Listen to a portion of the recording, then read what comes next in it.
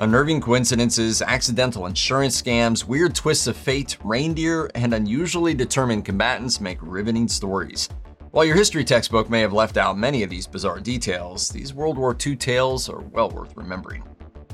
Wunderwaffe. If your German's a bit rusty since the war, that means wonder weapons.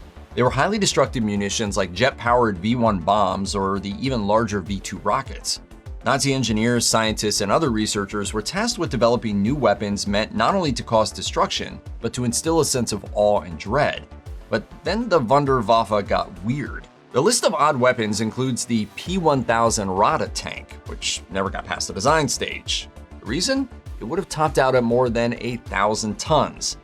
If you're not a math person, that's like 250 elephants in weight in one tank. Hitler reportedly took quite a shine to it, but other officials nixed the idea as impractical. Duh. Another weapon similar to the Rata tank in its Looney Tunes-style audacity was a curved barrel rifle attachment known as a Kumlauf, meant to allow soldiers to shoot over and around barriers. When U.S. forces tested seized Kumlauf attachments, they found that bullets often fragmented and the attachment seriously reduced the working life of the gun. But perhaps the oddest Wunderwaffe of all was the notorious sun gun. The idea was a giant parabolic mirror orbiting in space that would focus the sun's rays into a beam and blast a target on the ground. This idea was literally never going to, shine brightly. No one seems to have hammered out production details, much less how it was meant to get into space or be maintained once there. If this sounds almost reasonable, remember that the first ever artificial satellite was Sputnik 1, launched by the Soviet Union in 1957, over a decade after the war ended. In 1941, the British submarine HMS Trident was on patrol aiding the Soviet Navy. As the story goes, the Trident's captain, Geoffrey Sladen, was spending some downtime with a Russian admiral. The conversation somehow turned to Sladen's wife, who'd been having trouble pushing a baby stroller through the snow. The Soviet officer is said to have declared Mrs. Sladen was in need of a reindeer, then actually delivered the animal to the Trident. The sailors named her Pollyanna. The Soviets helpfully provided moss to feed her, but when that ran out, Pollyanna was given food scraps from the galley and allegedly ate a navigation chart. She was crammed into the sub for the next 6 weeks, occasionally grabbing a breath of fresh air through the main hatch when they surfaced. When the Trident docked back home, Pollyanna seemed to be doing just fine, although after a steady diet of human food, she was a bit too fat to make it out of the sub. It took a little wrangling and pivoting to get her out. She also wasn't really baby stroller pushing material by then either. From there, she made her way to the London Zoo and lived there until 1947, where it said she habitually ducked whenever submarine-like sirens went off. For a small group of Japanese soldiers deep within the jungles of the Philippines, World War II continued for decades. In fact, the last Japanese soldier didn't surrender until 1974. That lingering combatant, 2nd Lieutenant Hiro Onoda, was conscripted in 1942, ending up on the island of Lubang. Along with the rest of his unit, Onoda's mission was to take out Allied troops in the airfield they'd set up on the islands, but they failed and took cover in the thick jungle. This was towards the end of 1944. The war ended soon after, but Onoda's unit refused to believe it, assuming the leaflets dropped on them were propaganda meant to lure them out of hiding. Messages broadcast over huge megaphones, all to no avail. Commanded to stay alive, Onoda and his group just kept fighting World War II. Out of the original 4, 1 surrendered in 1950, 1 was killed in 1954, and the 3rd in 1972, leaving Onoda on his own to continue stealing food from locals and, if reports are to be believed, occasionally attacking them. But as an intelligence officer, I was ordered to conduct guerrilla warfare and not to die. I had to follow my orders, as I was a soldier. Explorer Norio Suzuki finally came face-to-face with Onoda in 1974. Suzuki had to return with official documents and a group that included Onoda's retired commander to officially relieve him of duty. When he returned to Japan, Onoda became a sort of celebrity, publishing a memoir and attempting to start a new life in Brazil. He died in a Japanese hospital in 2014. Pilots during World War II already had plenty to worry about, but when strange lights began to appear at the tips of their wings, it must have seemed like the last straw. Was this another wacky Nazi wonder weapon? Some strange atmospheric phenomenon? Hallucinations? Little green men from outer space? Was it Dave Grohl? Kinda. Known as Foo Fighters, these little lights came in a variety of colors and managed to keep pace with speeding craft through all sorts of maneuvers. Appearing alone or in groups, none were ever picked up on radar. Though some crews later admitted to being frightened, Foo Fighters never appeared to cause any damage. And given that they never showed up on radar, the Foos were unlikely to have ever been solid. Military investigations followed, but they all concluded with the professional version of a shrug. Even today, no one is totally sure what the Foo Fighters were, though modern scientists have some ideas. One suggests that these lights were actually plasmas, ionized gases in the atmosphere that collected around electrically charged parts of the airplanes. Still, without direct observation, it's difficult to confirm this theory, and the Foo Fighters remain a mystery. In a weird way, we have chemotherapy thanks to the existence of chemical weapons. It started in the busy Italian port city of Bari in September 1943. By that point in the war, Allied troops had already stormed Italy and taken the city. On December 2nd, German fighter planes damaged a munitions-carrying ship so badly that it leaked flaming fuel into the harbor, killing an estimated 1,000 service members. Soon after, U.S. Lieutenant Colonel Stuart Francis Alexander, a doctor who'd studied chemical weapons, was called to Bari to redress an odd wave of illness. Some sailors had been forced to swim through floating oil slicks and were seriously burned as a result. But where doctors expected symptoms of shock, the patients were strangely calm, even comfortable. Some complained of problems with their eyes and experienced odd swelling and blisters, while others who seemed healthy sometimes suddenly died. Alexander figured out that the sailors who'd gone into the water had come into contact with a toxic chemical agent similar to mustard gas. Mustard gas is not actually a gas, it's a liquid. It volatilizes very easily. After testing their blood, Alexander realized that soon after the attack, the sailors' white blood cell counts had plummeted. While the death and suffering in Bari were intense, later research indicated that this could be medically useful in treating cancer patients. In fact, nitrogen mustard-derived agents had been used to treat cancer just a year earlier, but the data collected in Bari and the work of researchers proved a major advance that led to chemotherapy, saving millions of lives in the future. Embarrassing relatives can be challenging, but in the case of the Nazis, they had it coming. One Albert Goering was the brother of Hermann Goering. When Hermann was wounded in the failed 1923 coup known as the Beer Hall Putsch, the brothers became estranged. Albert said this was due to Hermann's increasingly fanatical politics, which, spoiler, wasn't wrong. As World War II loomed, the brothers reconnected, but behind the scenes, Albert was actively helping Jews escape. By 1944, a warrant was issued for his execution, and Albert, warned one final time by Hermann, went into hiding. He was later imprisoned by the Allies, but a Nuremberg interrogator and members of the Czech resistance confirmed that he had been working against the Nazis. Hitler himself had an Irish half-nephew, William Patrick Hitler. William was born to Alois Hitler, Adolf's half-brother, and Brigitte Dowling in 1911. Alois returned to Germany in 1914. He stopped communication, and Brigitte assumed he had died. In fact, Alois had become a successful restaurateur and started another family. It must have been super awkward, but William visited his father in Germany and moved there in the 1930s. There he enjoyed his powerful connections, until they proved inconvenient, at which point he became a vocal critic of his uncle, who hated him right back. Eventually, Brigitte and William moved to the US, where William gave lectures about his terrible uncle and even joined the US Navy in March 1944. After the war, he changed his name, wise move, and lived on Long Island until his death in 1987. The Nazis weren't the only ones with ideas for weird weaponry. In 1941, the Brits came up with the rat bomb. It's exactly what it sounds like. They take the bodies of recently departed rats, they fill them with explosives, and then stitch their little bodies back together. The idea was that an agent would go into German-held territory and place a rat containing an explosive charge next to coal meant for boilers at strategic locations. The hope was that a grossed-out worker would simply toss the rat into the boiler. Cue explosion. Off goes the shipment of rigged rats. Everything seems to be going to plan. That is, until the Germans smell a rat. Yep, the Germans found the first bomb rats before any damage could be done, but the idea still worked in an unintended way. German forces wasted time hunting for loaded rats in their coal piles long after the rat bomb idea was over. The next year, dentist Lytle S. Adams proposed strapping time bombs to bats after being inspired by a visit to Carlsbad Caverns in New Mexico. He sees bats hanging everywhere and he thinks, what if we weaponize them? Dropped over a Japanese city, the idea was that the bats would roost in the mostly wooden structures. Upon detonation, a firestorm would erupt. 6 unlucky bats strapped with timer-rigged napalm capsules. What could possibly go wrong? If you had everything on your bingo card, you're a winner. Army officials snagged some Carlsbad bats for a 1943 test, which worked so well that the bats set a bunch of buildings at nearby Carlsbad Air Base on fire. The plan never progressed, not because they burned up their own base, but because bats were considered less reliable than humans. Yeah, us. Then, in 1943, psychologist B.F. Skinner, yes, that Skinner, designed a pigeon-guided missile.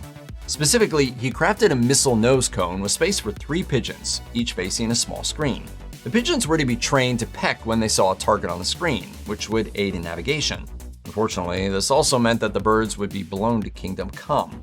Fortunately, at least for pigeon kind, military officials rejected the prototype.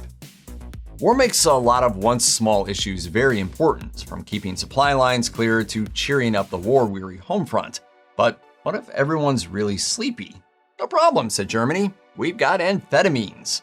How boring is sleeping? It stops you working. We've got a new Germany to build. Prior to the 1940 occupation of France, German troops were given meth in the form of the pill Pervitin, which would keep them awake and moving for days at a time. Similar pills were distributed to troops elsewhere in the European theater of war. Pervitin was distributed in other forms too, and some top Nazi officials were deeply fond of its intensely energetic effects.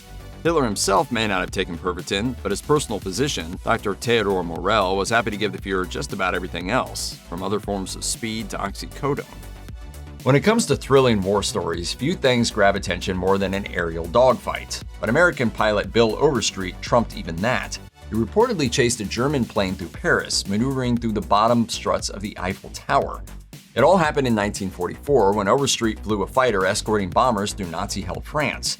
During the mission, the group was attacked by German planes, and Overstreet peeled away to follow one at seriously low altitudes through the heart of Paris.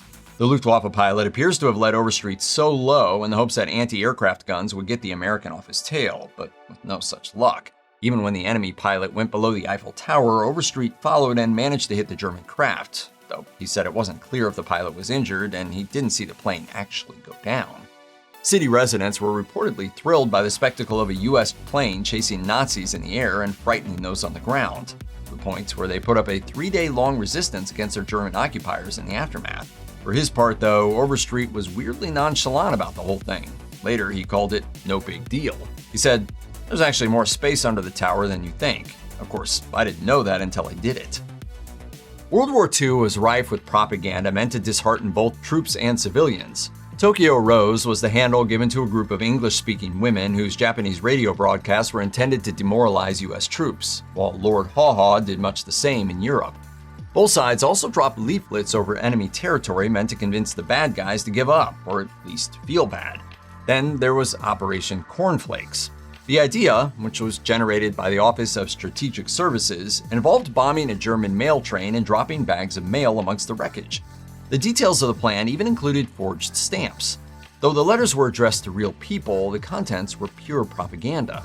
Dropped leaflets weren't always read. German civilians were reluctant to be seen scanning Allied material in public, but it was hoped that some might actually read the material if they were in private. The Operation Cornflakes bombing really did take out a German mail train in 1945. Minutes later, planes dropped the bags of fake mail, addressed to businesses since personal mail was no longer delivered at that point in the war. For the next 2 months, similar deliveries took place, pushing some 96,000 forged letters into Nazi Germany. Some made their way into the intended recipients' hands, but whether or not they had the intended effect, we'll never know. But the mail drop part worked, so that's a win. Nazi generals held that the British estate of Trent Park were allowed to keep servants and enjoy luxury rations like wine. The thing is, though, they were thoroughly bugged. What British listeners heard wasn't just incidental either. The talkative generals divulged plenty about Germany's weapons programs, including a V-2 launch site that was promptly taken out by the British. They also acknowledged the existence of the ongoing Holocaust, although some of them tried to play dumb at their post-war trials. And serious intelligence leaks didn't just happen in enemy territory. Germany's head of intelligence, Wilhelm Canaris, was both a high-ranking Nazi official and a closet anti-Nazi who was actively working to overthrow Hitler. Here we've got a figure who's got so many shades of grey. There's so much ambivalence here. Though he was most definitely part of the regime, Canaris was reportedly shocked by the atrocities committed against Jewish people and worked to bring the truth to the wider world. He even personally saved 7 Jewish people and helped get them out of Germany.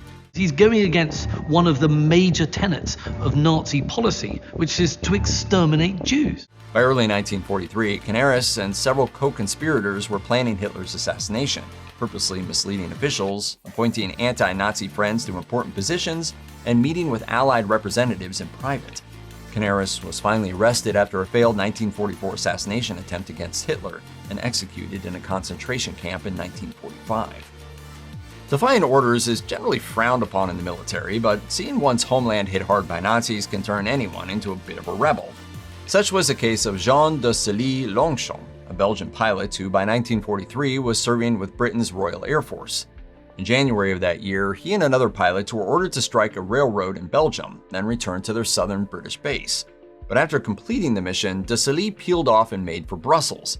Despite the very real risk of being shot down and captured by the Nazis, something the RAF had specifically warned against, de Sully flew at terrifyingly low altitude toward the city's Gestapo headquarters. Once there, he thoroughly shelled the Gestapo outpost, then released 2 large flags of Britain and Belgium, followed by a series of smaller Belgian flags. De Sully killed 4 German officials and became something of a folk hero for the city's resistance. He was even awarded the Distinguished Flying Cross for his actions. Sadly, just over half a year after the raid, he died in a plane crash. With its back against the wall, Japan sent their infamous kamikaze pilots on suicide missions to attack US ships, with the understanding that they would never return home.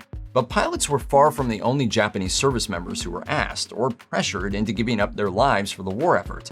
Some were packed into winged missiles, guiding them on a final rocket-propelled stage that would blast them into the target at over 600 miles per hour. Our men have nicknamed these suicide planes Baka bombs. Baka is the Japanese word for foolish. Beginning in 1944, some Japanese sailors were tasked with piloting torpedoes known as Kaiten. Some of these actually hit their targets, including the first Kaiten attack in November 1944 on Allied ships in Truk, now Chuk Lagoon. Another 10 or so Kaiten missions were also carried out. Still, other sailors became kamikaze divers known as Fukuryu, armed with mines to place on the hulls of enemy ships, though the Fukuryu program didn't progress much past the training stage. Japan also attempted to deploy kamikaze motorboats called Shinyo. Like their aircraft counterparts, munitions-loaded Shinyo would be piloted into Allied craft where they would explode. An estimated 6,000 of these were built, typically out of cheap plywood, with a 500-pound bomb in the bow. Later versions included a serrated harpoon on the front, after Allied officials caught on and attempted to block the Shinyo with nets. Jumpin' Joe Byerly was a US paratrooper who, by 1944, was tasked with descending into Nazi-held France to supply the French resistance with gold coins. Byerly and his fellow paratroopers did this twice before undertaking a third mission that took place during the D-Day invasion.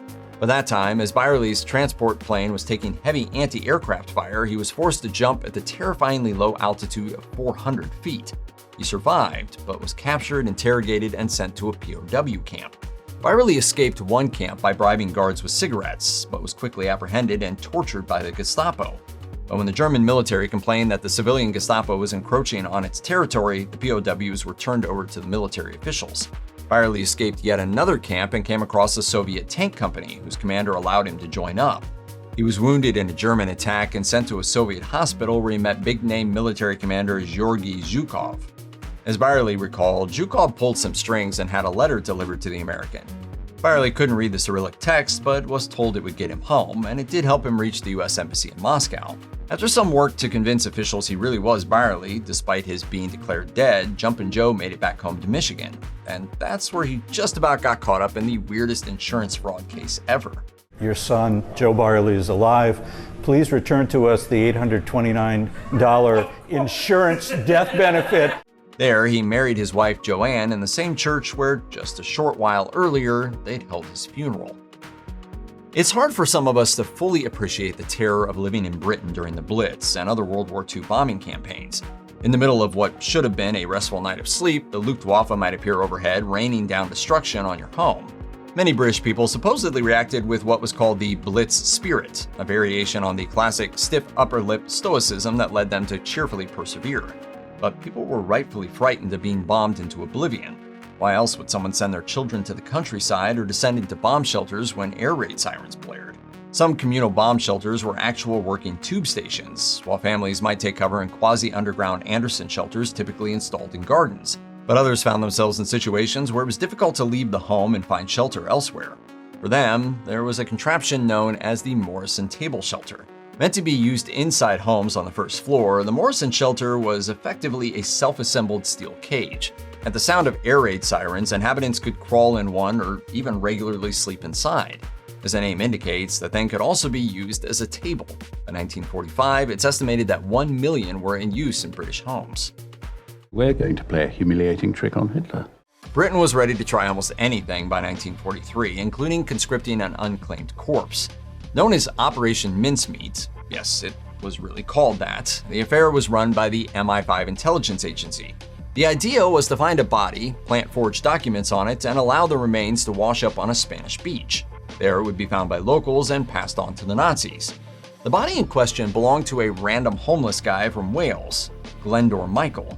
MI5 gave him the new identity of Major William Martin, a Royal Marine whose pockets were filled with personal items and military documents referencing a planned Allied invasion of Greece and a false invasion of Sicily. Another letter claimed Martin was an expert in amphibious invasions and made a joking reference to Sardinia, a large Mediterranean island northwest of Sicily. Dropped into the Atlantic by submarine crew, Michael/Martin's body was found by fishermen in Huelva, Spain. Spanish officials promptly turned the documents over to the Germans, who were primed after having intercepted fake communications from Britain urging the retrieval of those sensitive letters. The documents were returned to London, but it was obvious someone had read them first. Afterward, Hitler began moving troops toward Greece and Sardinia in anticipation of an Allied invasion, drawing resources away from the actual July 1943 landings in Sicily. You may have heard that carrots are good for your eyesight, and they do pack a lot of vitamin A, which is good for the eyes, within reason. But during World War II, Britain, who knew the Germans were listening in on their comms, had the wacky idea to create a misinformation campaign based on the idea that carrots make you see in the dark, something any slightly dim Nazi supervillain might go for to the point of mainlining carrots if need be. But why bother? Well, the bomb-battered Brits needed any advantage they could get. They were regularly punching German planes out of the night sky with the help of radar, and they didn't want the enemy to know it. So the Air Ministry actually issued press releases saying their pilots could spot German planes at night because they really loved their root vegetables. We don't know if any Germans fell for it, but the campaign certainly played into the myth of carrots giving you superhuman vision. It makes sense that Hitler collected globes. Spinning them probably fueled his dreams of global domination. He had a massive orb called the Columbus Globe for state and industry leaders in his chancellery office, for example.